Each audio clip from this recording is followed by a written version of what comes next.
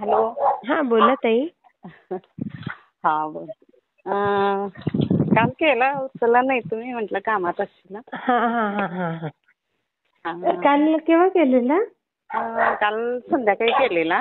अच्छा अच्छा अच्छा. हा हा. हा हा हाय. बोला. हा, एक मिनिट. हा. हायत हायत हायत येणार आहेत, थांबा 2 मिनिटं. हम्म. हा परवा हे केलं, म्हणजे मला फोन केलेला बोललो आपण, पण मला अनुभव काही शेअर करता आले नाहीत. अच्छा अच्छा अच्छा. हा हा हा. मग हा. आता अनुभव शेअर करायचा आहे का? होय आहे ना आता वेळ. वेळेचं नाही पण बोला, कारण आता सध्या सकाळची शाळा आहे ना, मग हा जसा घरी वेळ मिळेल तसं ज्यांचे मिस कॉल आहे घेते. त्यांना करते मी पण. हा हा हम्म. हा. म्हणजे मी परवा सांगितलं की 2021 पासून म्हणजे खूपच त्रास व्हायला लागला. हा मला शारीरिक पण त्रास व्हायला लागला. हा आई हा वारली 2021 ला. हा हा हा. त्यामुळे मी पण डिप्रेशन मध्ये गेले. आई गं. हम्म. आणि हम्म. त्यामुळं ना हम्म. मग काय झालेलं माहित नाही, घरचं पण सगळं बिघडलेलं. हम्म. हम्म. आणि दात वगैरे माझे खराब झाले पूर्ण. काय? मला होय एकदमच अचानकच बापरे. पूर्ण दातच खराब झाले. ऑटोमॅटिक. होय. हा हा हा. मला खाता पिता येईना, चेहऱ्यावर सगळे काळे काळे डाग पडले. आई गं, ते नखावर डिप्रेशन मुळेच झालं असेल हो ताई. काय माहित नाही, नखांवरनी डाग पडले, नख पण खराब व्हायला लागलेत माझे. ओ. असं सगळं व्हायला लागलं आणि घरची पण परिस्थिती एकदम डाऊन झाली. हम्म. मिस्टर हम्म. काय पैसे नसल्यामुळे दवाखान्यात दाखवायला पण तयार नाहीत असं. त्यामुळे हम्म. माझी चिडचिड वाढली. आई गं. मग असं 21 आणि 22 असं 2 वर्ष गेलीत.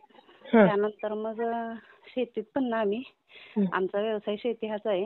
बरोबर. हा. म्हणजे मी सर्व्हिस करत होते, पण माझ्या शारीरिक प्रॉब्लेममुळे मला सोडावी लागली सर्व्हिस. आई गं, नोकरी आणि करत होता तुम्ही? नाही करत होते, पण मला मणक्याचा प्रॉब्लेम चालू झाला. त्यामुळे डॉक्टरांनी सांगितलं की मला जास्त वेळ लेक्चरला उभं राहता येईना आणि प्रवास पण जमेना. बापरे. बघा.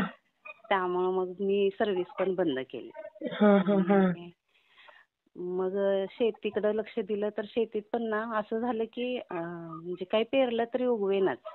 अगो ऊस बाई. केला. हो ऊस केला, ऊस पण उगवेना. परत हम्म. भात केलं, हम्म. ते उगवलं आणि तिथंच म्हणजे थोडं मोठं झालं आणि खराब झालं. अरे. परत त्यानंतर बाकीच्या दुसऱ्या रानात मी हम्म. ट्रॅक्टरवाले वगैरे ते नांगरायला शेत सांगितलं ना की हा. येतो म्हणायचे, यायचे शेत यायचे नाही मी नांगरणार नाही म्हणून निघून जायचे पाऊल ठेवलं. काय असं इतकं त्रास व्हायला लागला ना. आणि हम्म. त्यानंतर 2023 ला तर अशी अवस्था झाली आमची, म्हणजे हम्म. जास्तच ते परिस्थिती बिघडत गेली. 2023 ला तर असं झालं की हम्म. मिस्टर माझ्या समोर आले की मी म्हणजे एखादा शत्रू समोर आल्यानंतर आपण कसं वागतोय तसं. अरे अरे अरे. त्यांनी माझ्या समोरच यायचं नाही अजिबात. म्हणजे मी बापरे. सकाळी हा. झोपून उठायच्या अगोदर ते उठून जायचे. हम्म. मग शेतीची कामं जनावरांची वगैरे हा मग हा ते हा. तिकडे जायचे. माझ्या समोर दिसायचेच नाहीत. आणि दुपारी मी आवरून हम्म. बाहेर बाजूला झाली की मग ते येऊन हळू जेवायचे. बाई गं. आणि हा. संध्याकाळी पण तसंच. आणि चुकून जरी समोर आले तरी म्हणजे मी असं त्यांच्या अंगावर धावून जाणे, अय्या. त्यांचा गळा आवळणे. अरे अरे अरे. म्हणजे मला पण ते कळत नव्हतं. मानसिकच ना ताई, तुम्ही मुद्दामून थोडी करत होत्या. नाही मग मलाही कळत नव्हतं की मी अशी का करते, अशी ते का पण वागते. जॉबला होते का? ते नाही, ते शेतीच करतात. हा हा हा. आणि असं सगळं व्हायला लागलं. मग मी हा. कधी कधी आम्ही बाहेर तर कामानिमित्त की मग जरा व्यवस्थित असायची. मग मी त्यांना म्हणायची मी इतकी बोलते तुम्हाला, इतकी चिडचिड करते, हा. तुमच्या अंगावर धावून पण येते कधी कधी, मग तुम्ही का मला आवरत नाही. असं तर म्हटले तुझ्या समोर म्हणजे उभं राहायचं हा. धाडस होत नाही. इतकी तू चिडलेली असतेस की हा. समोर थांबतच नाही. किती मग चांगले मी होते म्हणे तुमचे मिस्टर. किती चांगले म्हटलं, एवढं समजून घेतात ते. घेतात. होय. मग ते म्हणाले इतक्या वर्षात तू कधीच अशी वागली नाहीस आणि आत्ताच तुझं असं व्हायला लागलंय, काहीतरी प्रॉब्लेम असेल. हा. किती समजदार खरंच. त्यामुळे तू अशी करतेस. पण माझं मत की तुम्ही काय इतकं सहन करताय, हा हा हा. मी इतका त्रास देते तुम्हाला, तर ते तू स्वतःहून तसं त्रास देत नाहीस. काहीतरी प्रॉब्लेम आहे त्यामुळे तू तशी वागतेस म्हणायचे. मग मी म्हटलं त्यांना की मी अशी वागायला लागले ना, की अशी आवळून धरा मला आणि देवाजवळ बसवा. आणि ते भस्म वगैरे मला लावत जावं, असं तरी करत जावं. तर म्हटले हा, नाही, हा, हा, हा. तू इतकी त्यावेळेला चिडलेली असतेस की मला काही करताच येत नाही त्यावेळेला. मग देवा. तेच निघून जातात घरातून. देव माणूस आहे हो, देव माणूस. होय. मग निघून जायचे घरातून आणि मग कधी मी आवरून झोपले वगैरे की मग ते घरी यायचे. बापरे. आणि मुलं मग वगैरे? मुलं आहेत ना, मग मुलांच्यावर पण चिडचिड. ती पण एकदम अशी घाबरून असायची सगळी. ती छोटी होती का मोठी? मोठी म्हणजे एकाचं ग्रॅज्युएशन झालंय हा, हा, हा, हा, हा. आणि छोटा आहे तो आता 9वीला. आई गं. आणि मग स्वयंपाक पाण्याचं वगैरे कसं व्हायचं मग खाणं पिणं? मग करायची की स्वयंपाक वगैरे करायची. कधी कधी चिडचिड करायची, रागवायची. अच्छा, अच्छा. हा, हा. मग करून ठेवला की तुमचं तुम्ही घ्या, खावा, नाही तर नाही खावा, असं असायचं. आई गं. मग मग तुमचे माहेरचे पण बघत नव्हते का, लक्ष देत नव्हते? नाही, माझी आई वारली. हा, मग कोण आता वडील एकटेच आहेत माहेरी. मग हा, ते हा. त्यांचं एकटेच आहेत म्हटल्यानंतर मला भाऊ वगैरे कोणी नाही आहे. मग अच्छा, अच्छा. हा. कोण बघणार? मग मग माझ्या बहिणी? बहिणी आहेत त्या पण माझ्यापेक्षा लहान. त्यांची लहान बरं. मुलं वगैरे आहेत. हा. त्यांचे त्यांचे संसार आहेत आणि मी असं माझे प्रॉब्लेम फारसे कुणाला बाहेर सांगत नाही. कारण अच्छा, अच्छा. हा. आपले प्रॉब्लेम आपल्याजवळ. बरं, बरं. हो, हो. आपण दुसऱ्यांना मदत करायची पण आपल्यामुळे दुसऱ्यांना कोणाला त्रास होऊ नये. किती छान ना ताई. असं. असा विचार ज्याचा असेल ना, हा. त्याला कोणतंही संकट त्याच्यापर्यंत येत नाही. की हा. आपल्यामुळे जर कोणाला त्रास होता हा. कामा नये एवढी काळजी हा. घ्यावी. हा. आणि जर झालाच असेल तर त्याचा पश्चाताप पण व्हायला पाहिजे मग व्हायला आपल्याला. पाहिजे. हा. आणि मग त्याची सुधारणा पण केली पाहिजे. किती छान आहेत ताई तुम्ही. आणि मग मी इतका मला त्रास होत होता म्हणजे आर्थिक प्रॉब्लेम होता तरी मी माहेरी अजिबात काही कळू दिलं नाही. अय्या. हा, हा. म्हणजे कुणाला नाहीच सांगायचं. वडिलांना तर नाहीच नाही कारण ते एकटेच घरी आहे. मग त्यांच्या आणि जेवणाचं वगैरे? मग छोटी बहीण तिथंच आहे गावातच. अच्छा, अच्छा. हा, मग ती बघत असेल. ती जेवणाचं वगैरे त्यांचं बघते. हं, हं, हं, हं. मग त्यांना कशाला त्रास म्हटलं मग कुणालाच सांगितलं नाही. मग शेवटी मी बापरे. म्हटलं आता शेतीत पण असं व्हायला लागले की काही म्हटले मग हे काहीतरी प्रॉब्लेम आहे असं. वेगळा काहीतरी प्रॉब्लेम कोणीतरी काहीतरी करणे वगैरे हो, केलेलं असं मला हो. जाणवायला लागलं. हां, हां, हां. आणि मग म्हटलं आता आपण पारायण करूया. अच्छा. हां, हां. मग त्याच वेळेत ना एक अशी व्यक्ती आयुष्यात आली माझ्या की हं. स्वामी भक्त ते स्वतः. असंच एका म्हणजे मुलांच्या अभ्यासाची माहिती देण्यासाठी ते घरी आलेले. अच्छा. हां, हां. मग ते ज्या वेळेला बाहेर आमच्या बाहेर दारात उभा राहिले ना, हं, हं. त्यावेळेला अ, म्हटले आल्या म्हटले किती छान घर आहे तुमचं म्हणजे असं शांत वातावरण, हां, हां, प्रसन्न हां. वाटते म्हणजे बाहेरून. हां, हां. आणि त्यात आले त्यांचं काउन्सिलिंग मला वाटते 2.5 पावणे 3 तास ते बोलत होते आम्हाला माहिती सांगत होते. हां, हां. पण ते पावणे 3 तासात मी अशी 2 मिनिटंही अशी शांत बसले नव्हते. हां, म्हणजे हां. इतकी माझी चुळबुळ म्हणजे 2 मिनिटं बसायची, लगेच उठायची, लगेच 4 पावलं चालायची त्यांच्याशी बोलत बोलत. हां. असे अस्वस्थ अगदी. त्यांना दिसलं असेल ते. मग त्यांना ते जाणवलं पण ते बोलणार कसे काय बोलले नाहीत. हां, हां, हां. ते आपली त्यांनी माहिती सांगितली आणि गेले. मग त्यांनी परत दुसऱ्या दिवशी फोन केला. हां, क्लासची माहिती द्यायला आलेले. क्लासबद्दल त्यांनी विचारलं तर हां. मी म्हटलं मी काही क्लास लावणार नाही आहे मुलांना. हं, हं. असं झालं. मग त्याने परत आणि 2 दिवसांनी फोन केला आणि म्हटलं एक विचारू का? म्हटलं विचारा. तर म्हटले मी तुमचे स्टेटस बघतोय तर तुमच्या फोनवर कायम स्वामींचे स्टेटस असतात म्हणाले. मी म्हटलं होय मी स्वामी भक्तच आहे. हां, हां. मग म्हटले मी पण स्वामी भक्त आहे आणि हं. पारायण वगैरे माझं नेहमी घरी चालू असते. हं, हं, हं. म्हटलं ठीक आहे. मग म्हटले एक विचारतो म्हटले पर्सनली. म्हटलं विचारा. तर म्हटले त्या दिवशी आलो मी बाहेरून घर इतकं छान वाटलं तुमचं आणि आत आल्यानंतर इतकी निगेटिव्हिटी जाणवली. हां. म्हटले मला खूप निगेटिव्हिटी तुमच्या घरात जाणवली. अच्छा. हां. आणि तुम्ही असं 2 मिनिटं पण शांत नव्हता. म्हणजे अगदी अस्वस्थ आणि अशी चुळबुळ कायम चालू तुमची हो, हो, चलबिचल हो, होता. हो. म्हटलं हां. होय. म्हटलं होय थोडा मला प्रॉब्लेम आहे त्यामुळे तसं होत होतं. हं, हं, तर हं. म्हटले मग पारायण वगैरे करता की नाही? तर म्हटलं मी वर्षातून 2 वेळा करते. हं. मग त्यांनी कसं करताय काय विचारलं तर मी म्हटलं माझं काम आवरलं की मी दुपारच्या वेळेत बसते पारायणला. मग त्यांनी हां. सांगितलं तसं करायचं नाही. मला त्यांनी नियम सांगितले. हां. पहाटे उठून करायचं. हं, हं, तो हं. डिसेंबर महिना होता ना आपलं दत्त जयंती होती. दत्त जयंती. बरोबर. हां. आणि त्याच वेळेत म्हणजे खरं म्हणजे हे खरं स्वामींनीच घडवून आणलं म्हणायचं हो, आयुष्यात. स्वामींनीच पाठवलं असेल त्यांना. बरोबर. त्यांना खरंच. आणि मग त्यांनी म्हटलंय, ते म्हणाले की मला आता दत्त जयंती आहे आणि आता पारायणला तुम्ही बसा, मी सांगतो त्या नियमाप्रमाणे. आणि मी मग बसले, दत्त जयंतीचं पारायण झालं आणि बरोबर 8व्या दिवशी शेतात नांगरायला ट्रॅक्टरवाल्यानं स्वतःहून फोन केला मिस्टरांना की मी शेतात आलोय आणि कोणीतरी या म्हणून. अरे आणि त्यांनी लगेच 1 तासाभरात शेत नांगरून तयार करून दिलं आम्हाला. अय्या. इतका फरक पडला आणि इतका आनंद झाला ना.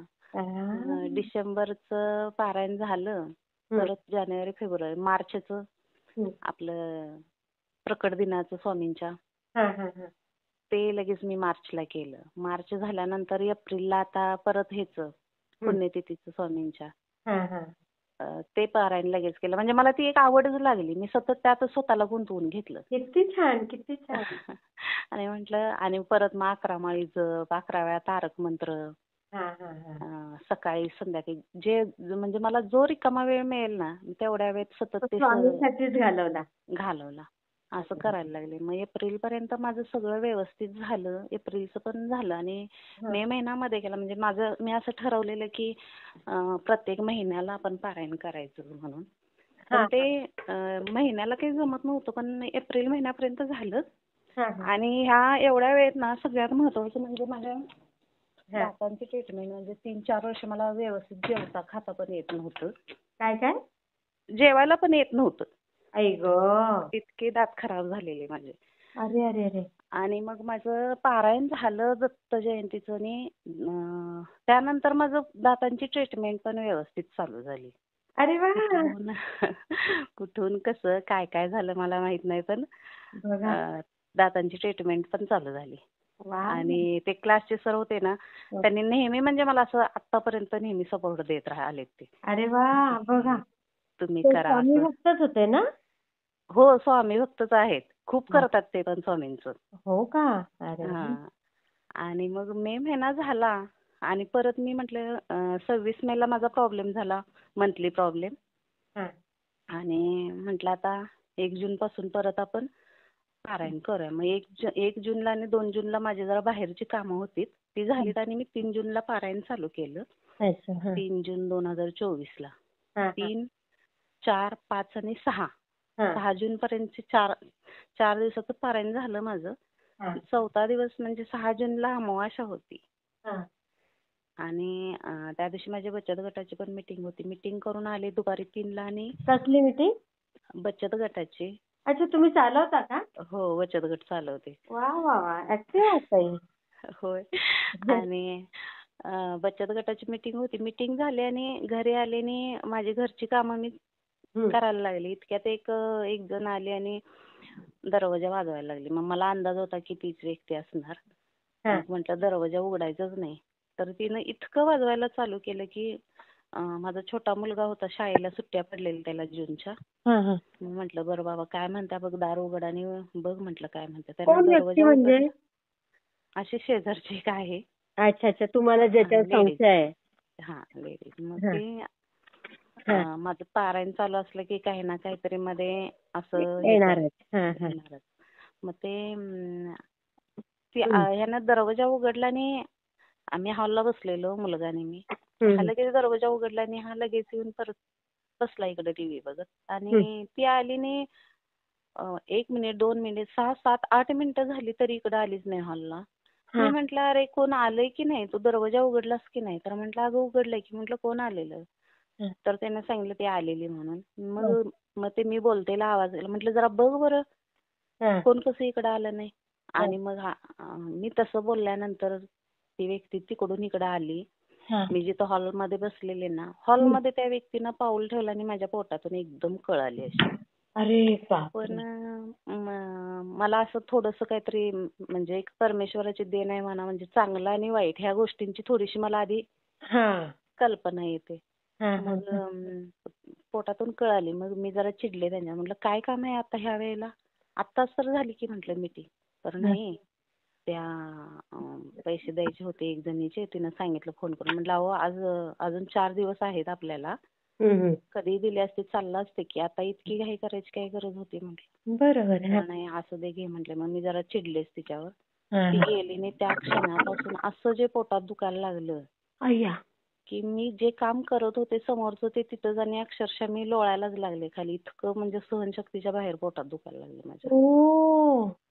आणि काय सहनच होईना मला. मग तसंच मग औषधं होती जरा पोटदुखीची घरी, ती घेतलीत मी. तरी पण काही कमी नाही. मग संध्याकाळचा स्वयंपाक वगैरे झाला. स्वयंपाक झाला. आम्ही जेवल्यानंतर जरा फिरायला जातोय मी आणि मिस्टर दोघं जण गेलो. आणि परत घरी आले तर माझा प्रॉब्लेम झाला. त्या दिवशी प्रॉब्लेम होऊन माझा 9वा दिवस होता आणि पारायणचा 4था दिवस होता. आणि परत माझा प्रॉब्लेम झाला, मंथली प्रॉब्लेम. आता पारायण करायचं कसं? बघा. मग मी घरी काय मिस्टरांना वगैरे सांगितलं नाही की माझं दुखतंय, नाहीतर काय माझं मी सहन करत होते दुखतेलं. आणि प्रॉब्लेम झाला म्हटल्यानंतर ही सगळी घरचे झोपले आणि मी इतकी रडत बसले म्हणजे जिथं मी पूजा मांडलेली पारायणची त्याच्यापासून थोड्या अंतरावर बसले आणि खूप रडले. म्हटलं का असं का? माझ्याकडून काही चुकी झाली का? मला स्वामी क्षमा करा मी चुकले असेल तर. पण हा प्रॉब्लेम नको. माझं आता एवढं झालंय मी सकाळी लवकर उठून परत फ्रेश होते आणि आहे असं माझं पारायण चालू ठेवते, माझ्याकडनं पूर्ण करून घ्या. पण कुठलं मी झोपले पण माझं इतकं हे चालू झालं ब्लडिंग की काय विचारायलाच नको. मग 2:30 वाजले रात्री. मी 2 वाजता उठायची पारायणसाठी. मग 2:30 वाजले. मग मिस्टरांनी मला जागे केलं. म्हटले उठ, आज काही वाचन आहे का नाही? म्हणजे मी जागीच होते, झोप लागलीच नाही मला. पण त्यांना माहित नव्हतं की मी जागी आहे. म्हटले 2:30 वाजले, तू 2ला उठतेस, उठली नाहीस. म्हटलं नाही मी उठणार नाहीये. 3 वाजले, 3:30 वाजले. ते सारखे अर्ध्या तासानं मला उठवायला लागले. मी म्हटलं मी उठणार नाही. मग म्हटले आजारी आहेस, बरं नाही आहे का तुला? तर म्हटलं होय, तब्येत बरी नाही माझी. मग 5 वाजता परत त्यांनी मला उठवलं. म्हटले आता तरी उठ, 5 वाजले, कधी वाचन करायचीस तू? तुझा नियम कधी चुकत नाही. नाही माझी तब्येतच बरी नाहीये आणि मी आज आता रात्री उठणार नाहीये. म्हटलं मी झोपणार आहे. कारण मला उठताच येत नव्हतं, इतकं दुखत होतं. मग सकाळी उठले आणि मग सगळं घरातलं आवरलं, मुलांचे डबे वगैरे केले आणि मग त्या सरांना फोन लावला मी की असं असं झालंय आणि आता काय करू? तर ते म्हटले काही झालं तरी म्हणजे पारायणमध्ये थांबवता येत नाही. कुणाकडून तरी पूर्ण करून घ्या. मग मोठा मुलगा म्हटला मला जमणार नाही. मिस्टर पण म्हटले मला पण जमणार नाही. मग राहिला छोटा मुलगा, त्याला सुट्ट्या पडलेल्या शाळेच्या. मग त्याला म्हटलं कर. तर तो इतका 2.5-3 तास एका ठिकाणी बसणं त्याच्या वयाच्या कठीण जातं ते. कठीण जातं. मग म्हटलं कसंही कर बाळ, पण तू कर, माझ्यासाठी कर, देवासाठी कर, असं त्याला समजून सांगितलं. आणि मग त्याच्याकडनं मी ते म्हणजे इतकं कडक हेनं नाही, पण त्याच्या हेनं फक्त वाचन पूर्ण करायचं म्हणून केलं त्यानं. मग झालं. मग असं मी 15 दिवस दुखतेलं काढलं. म्हणजे इथं फॅमिली डॉक्टरांना दाखवलं पण ते काही कमीच झालं नाही इंजेक्शन वगैरे घेऊन. 15 दिवस माझं इतकं दुखायला लागलं की काय विचारायला नको. मग शेवटी मला घेऊन गेले हे दवाखान्यात. घेऊन गेल्यानंतर सोनोग्राफी वगैरे केली तर ब्लड सिस्ट होती. अरे बापरे. आणि मग म्हटले आता तुम्ही दुसऱ्या दवाखान्यात जर गेलात तर म्हटले ऑपरेशन शिवाय सांगणार नाहीत. म्हटलं आता ऑपरेशन केलं तर घरी काय करायचं, जवळ कुणी राहायचं, आणि आर्थिक प्रॉब्लेम पण आहेच.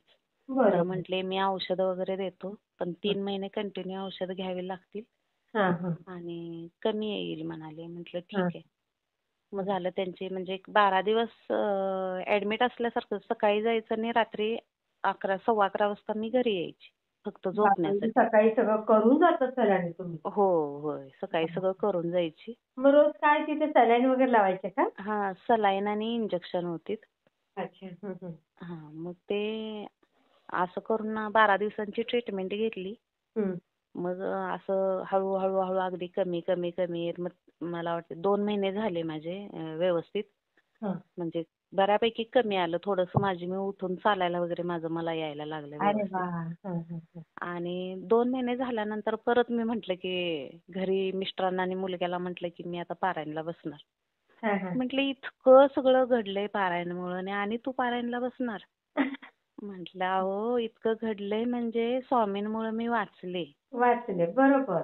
म्हणजे त्यांनी ते दाखवून तरी दिलं ना. दाखवून दिलं. म्हटलं जर मी पारायणला बसलेच नसते तर काय तर मोठा प्रॉब्लेम झाला असता तर काय करायचं होतं. बरोबर. खरं तर हे सगळं कमीत कमी ह्याच्यात झालंय. म्हटलं त्यांच्यामुळे मी वाचले आणि मी आता बसणार. तर ते म्हटले तुला जास्त वेळ बसता येत नाही. हा, चालता येत नाही अजून. हा, हा. आणि तू कशी पारायण करणार? मी म्हटलं काहीही होऊ दे, पण मी पारायण करणारच. मला जसं जमेल तसं, अगदी कडक नियम नाहीत, पण मी हा, जसं करणारच. जमेल तसं. हा. जमेल तसं करते. हम्म. आणि मी परत पारायणला, म्हणजे घरच्यांचा विरोध होता तरी पण मी पारायण चालू केलं जून महिन्यात. हम्म, हम्म, हम्म. नाही, जून, जुलै आणि ऑगस्ट सप्टेंबर महिना असेल. हा, हा, हा. परत मी पारायण चालू केलं. पारायण झालं आणि पारायण पूर्ण केलं मी. आणि 8व्या दिवशी ना हम्म. एकादशी होती. मग आम्ही दोघं पण वारकरी आहे, अरे मिस्टर आणि वा. मी. मग एकादशी होती, फक्त मुलांचं जेवण आणि आमच्या दोघांचं फराळाचं. 7 वाजता तरी संध्याकाळचं आवरलेलं सगळं. म्हटलं आता काय करायचं, रिकामाच वेळ आहे, मुलं टीव्ही बघत बसलेली. म्हटलं बरोबर. चला आपण जप करूया देवाचा. हा, हा. मग 11 माळी जप स्वामींचा, 11 माळी तारक मंत्र, आरत्या सगळ्या, हा, हा, हा. सगळं केलं.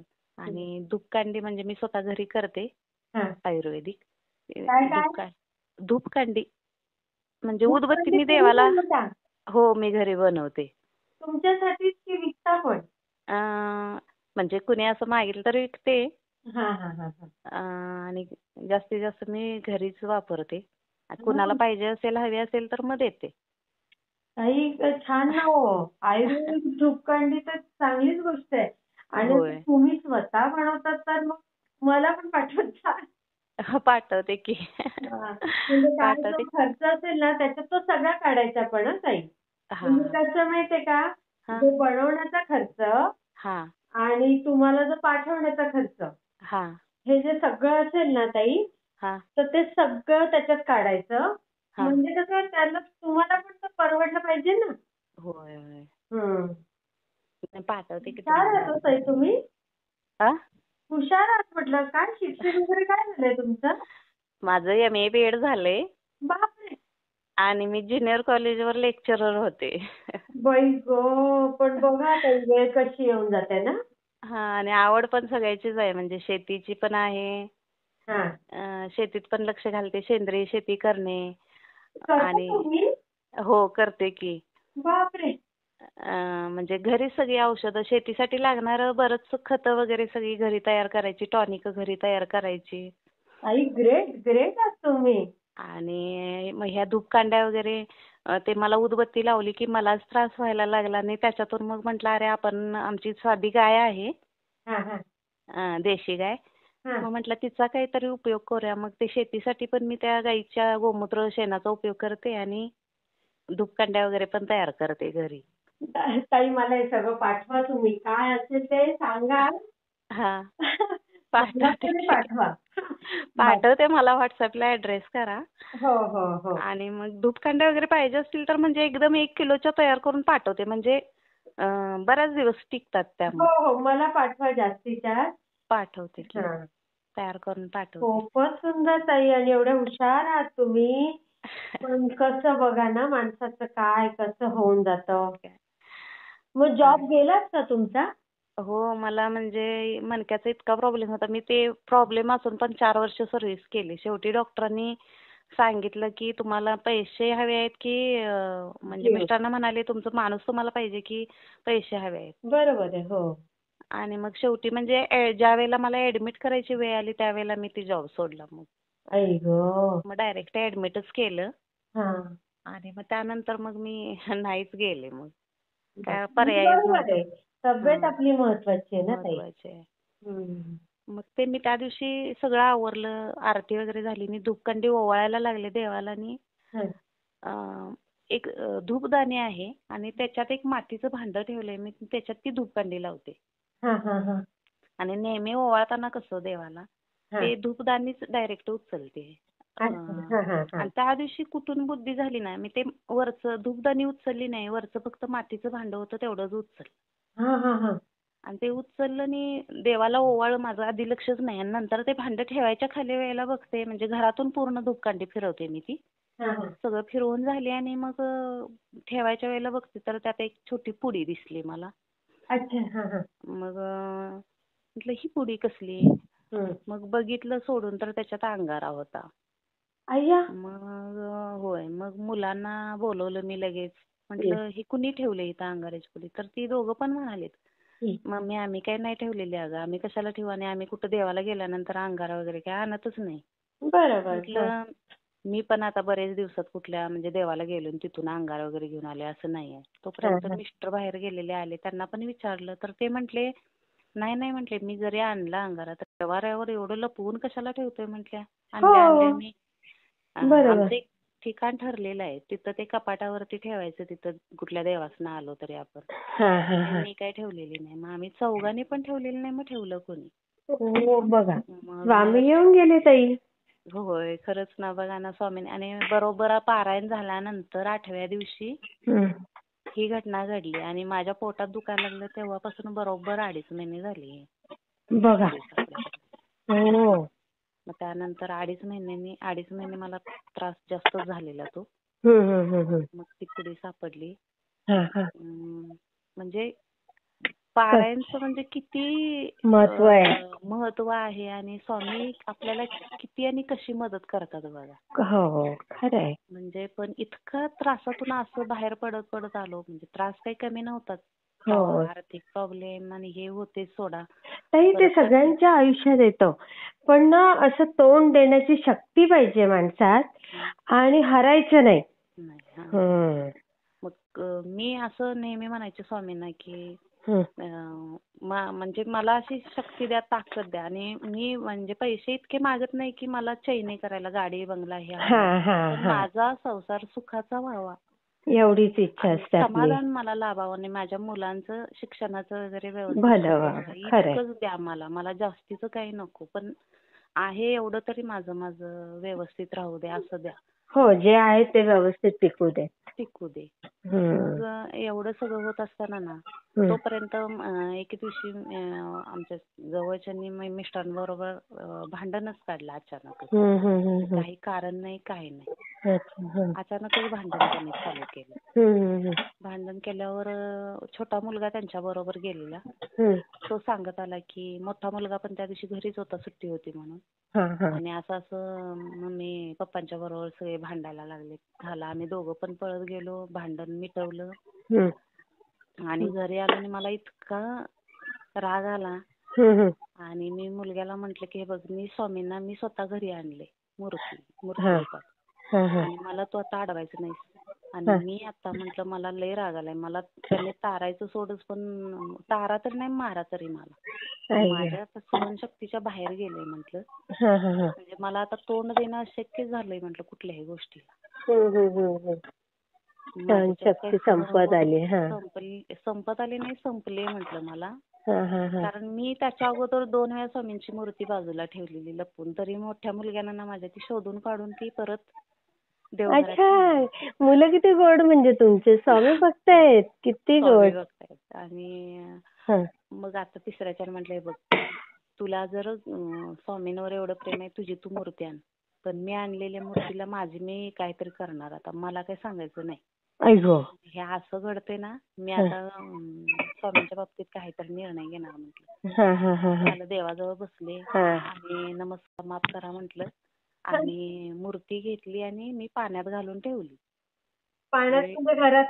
घरातच एका भांड्यात पाणी घेतलं आणि त्याच्यात घातली मूर्ती आणि अशा ठिकाणी लपवून ठेवली की मुलांनी शोधली सापडलीच नाही त्यांना.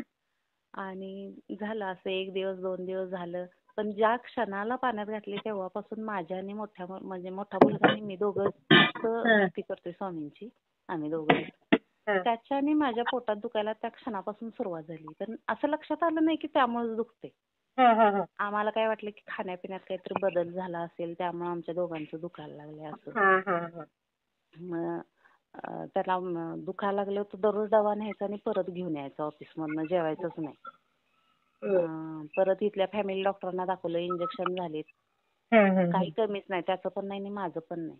आणि मी घरातून सगळे गेले ना की मग रडत बसायची. म्हणजे ती देवघरातली स्वामींची जागा तेवढी रिकामी होती. वाईट वाटतं ना. आणि मग मी रडायची खूप. म्हणजे मला वाईट वाटत होतं. आणि असं ठरवलं होतं की स्वामींचं नाव तोंडात घ्यायचं नाही, पण नावाशिवाय माझं शिक्षणच जात नव्हतं. त्यांच्यावर चिडलेले, पण स्वामी असं का, स्वामी तसं का, मला माफ करा स्वामी, मला खूप वाईट वाटते की मी तुम्हाला पाण्यात घालून ठेवलंय असं म्हणजे स्वामी स्वामी सारखं उलट जास्त ते त्यांचं नाव उलट जास्त तोंडात यायला लागलं. बघा.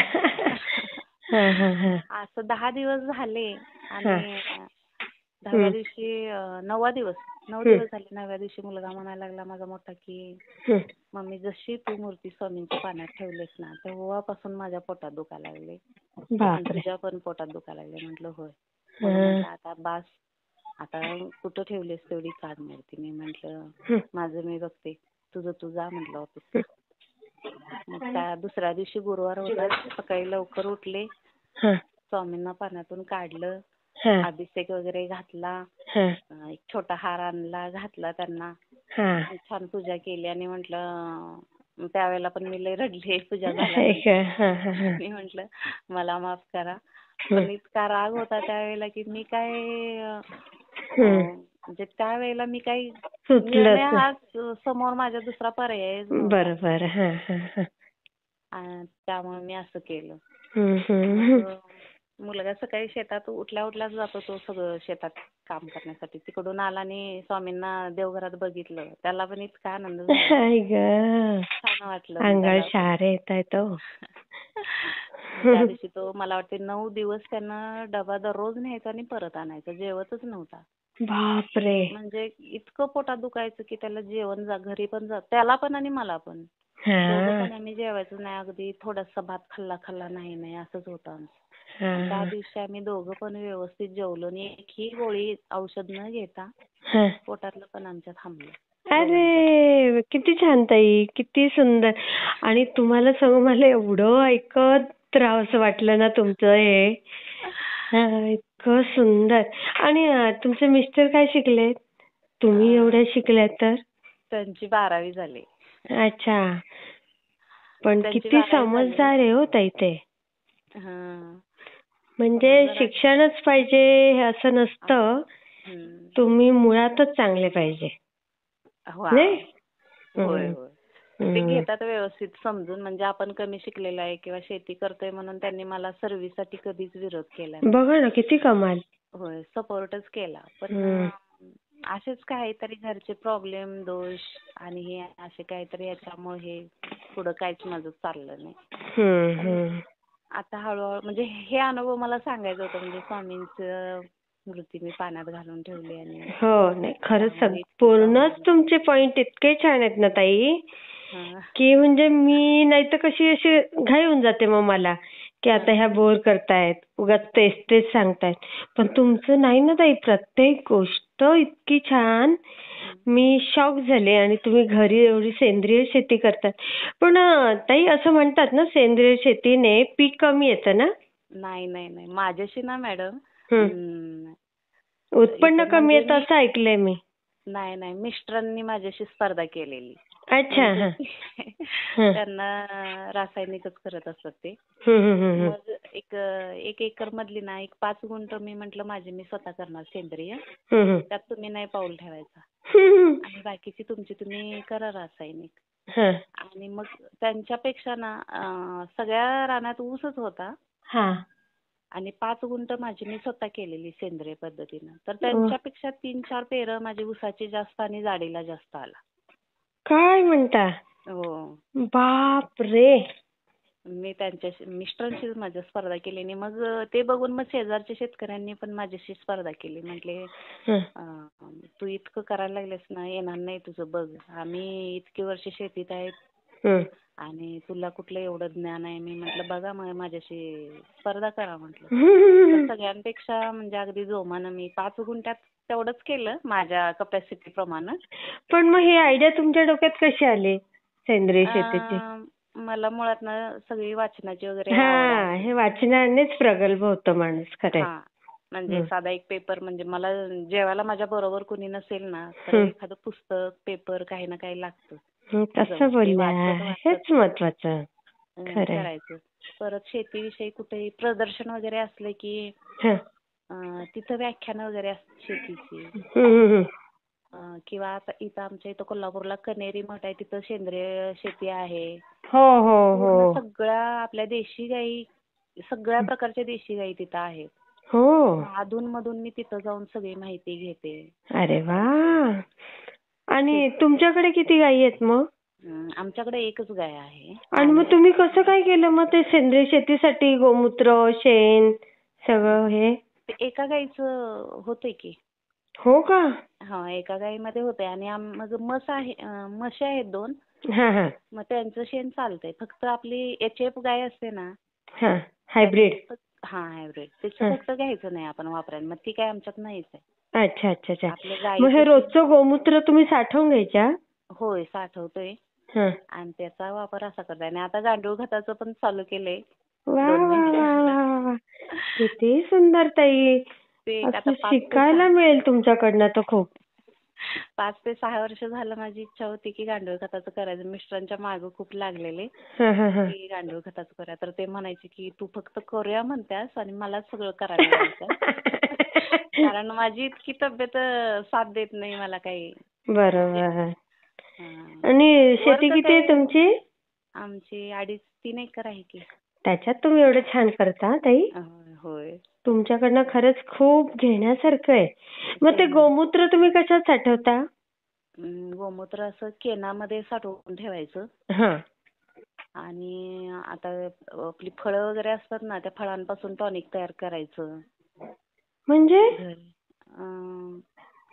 फळं फळं? असतात ना. हां, कोणतं पण फळांपासून फळ? कोणतं पण फळ. हा. मग त्याचं टॉनिक बनवायचं?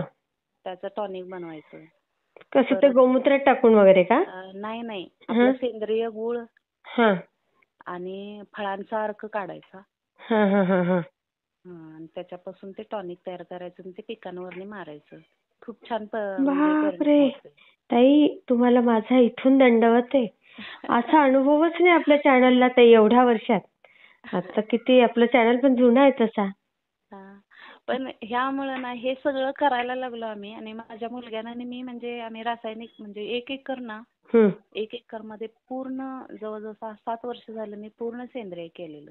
वाह. आणि आमची शेती अशा ठिकाणी आहे की आता दुपारी 4 वाजल्यापासून म्हणजे एकदम मेन रोडला आहे आणि लोक अच्छा. 4 वाजल्यापासून फिरायला असतात तिकडं. हा हा हा हा. त्यांना ना त्यामध्ये 2022-23 ला मी आणि मोठ्या मुलग्यानं ना पूर्ण सगळ्या भाज्या केलेल्या. म्हणजे तुम्ही सेंद्रिय आता रानात खतावरच्या. सेंद्रिय. हा. तुम्ही आता कोणतीही भाजी घ्यायला आलात तर की तुम्हाला सगळ्या भाज्या मिळणार माझ्याकडे. अरे पालेभाज्या, वा. फळभाज्या.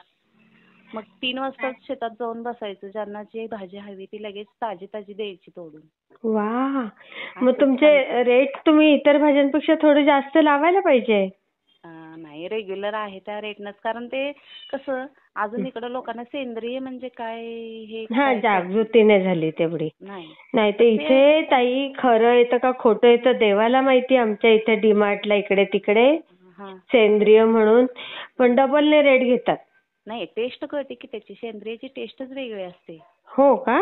हो, टेस्ट वेगळी असते त्याची. आता आमच्यात भाज्या न्यायला यायचीत ना लोक, हम्म. तर त्याची टेस्ट ते स्वतःहून सांगायची टेस्ट खूप छान आहे तुमच्या म्हणजे भाज्यांची, वेगळीच लागते म्हणून. हो. आणि अगदी ताजी बांधावर तोडून द्यायची त्यांना. म्हणजे किती छान हो ताई.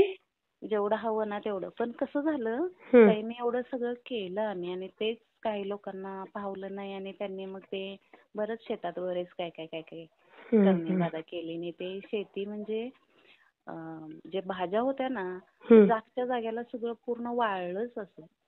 बापरे. बघा. वाळूनच गेलं तिथं. म्हणजे ते बरेच बांधावरती भात वगैरे, गुलाबी भात वगैरे करून अशा पाटीत घालून ते पालती ठेवलेली. सुके नारळ वाढवून ठेवलेले अमावास्ये दिवशी. बघा. असं बरंच काय प्रकार केले. आणि त्यानंतर ना आता 2-3 वर्षांची शेती पिकलीच नाही. कुठली एकही शेती पिकली नव्हती. आता व्यवस्थित आहे ना पण ताई? आता ह्या वर्षी व्यवस्थित आहे. एक फक्त जरासं शेत पडलंय अजून. होईल ताई, ते पण होईल. तुम्ही आता अनुभव शेअर केला ना, तुमची प्रगती बघा किती फास्ट होते. हे शब्द लक्षात ठेवा. आणि पुढच्या वर्षीचा अनुभव मला सांगा की किती भारी उत्पन्न आलं. ते आता मग सेंद्रियचं मी आता गांडूळ खत वगैरे तयार केले. आता टॉनिक वगैरे, जीवामृत, घन जीवामृत, अरे द्रव बापरे. जीवामृत, हे सगळं. परत गाईची वार असते ना, गाय व्यायल्यानंतर तिची वार पडते. मी जरा ते जनावरांकडे जात नाही जास्त, ते व्यायलेलं वगैरे. माझ्या मोठ्या मुलग्याला अजिबात काही वाटत नाही. त्यानं ते गाईच्या वारीपासून सुद्धा औषध तयार केलेलं. कशासाठी? शेतीसाठी? होय होय. बापरे. इतकं म्हणजे मी मुलांना पण खूप अशी शेतीची आवड, म्हणजे ती ना तुम्हाला इकडं तिकडं दिसणार नाही. शाळा, अभ्यास आणि रिकामा वेळ शेती. वा, ग्रेट ग्रेट ताई. खरंच तुमचं कुटुंबच छान आहे. तुमचे मिस्टर, तुम्ही, मुलं. कौतुक वाटलं मला तुमचं ताई. आणि इथली सगळी लोक आता तरी, म्हणजे माझा मोठा मुलगा माझ्या आईकडेच होता आता 20-22 वर्ष. आता तो इकडे आलाय माझ्याकडे. अच्छा अच्छा. इथल्या लोकांना माहितच नाही की मला 2 मुलगे आहेत. एकच मुलगा आहे म्हणतात. छोट्यालाच बघतात सगळे. अच्छा अच्छा. तर ते तो सकाळी उठला ना, मोठा मुलगा, की उठतो, आंघोळ करतो, चहा घेतो आणि लगेच शेतात जातो. शेतात यायचं, परत जप वगैरे करायचं आणि लगेच ऑफिसला जायचं. आणि संध्याकाळी 8:30लाच घरी यायचं. तो कुणाला दिसतच नाही. अरे बापरे. मग शेतात ज्या लोकांना दिसतो, ती आता कालच मी जरा शेताकडे गेलेले, तर ती शेजारच्या शेतातली लोक म्हणाली, इतका छान मुलगा आहे तुमचा, पहिल्यांदा बघितलं आणि किती शेतीतलं ज्ञान आहे आणि किती हुशार आहे. अरे वा. म्हटलं आहेच. मग त्यांना म्हटलं आम्ही घरी, त्यांना बऱ्याच लोकांना माहिती नाही, म्हटलं आम्ही घरी सगळी खत, टॉनिक. नाही, खूप छान ताई. मला फार आवडलं हे तुमचं सगळं. नाही, आणि आता कसं ताई, सेंद्रिय खाणं खूप गरजेचं आहे. खरंच गरजेचं आहे. कसं बोलला. रासायनिक जे घालतोय ना, ते विष आहे आणि ते विष आपल्या पोटात जाते, त्यामुळं बरेच रोग. मग ताई तुम्हाला सांगते ना, जिथे रासायनिक खतांचा जास्त मारा आहे त्या एरियातल्या लोकांना कॅन्सर जास्त आहे. आता इथल्या माझ्या शेजाऱ्या पाजारच्या लोकांना पण मी सांगते की सेंद्रिय वापरा, तर ते मलाच खोळ्यात काढतात. कळेल त्यांना, हळूहळू कळेल ते. त्यांना सांगते मी की सेंद्रियचा वापर वाढवा, बंद करा, कारण खर्च पण होतोय तितकाच. हो.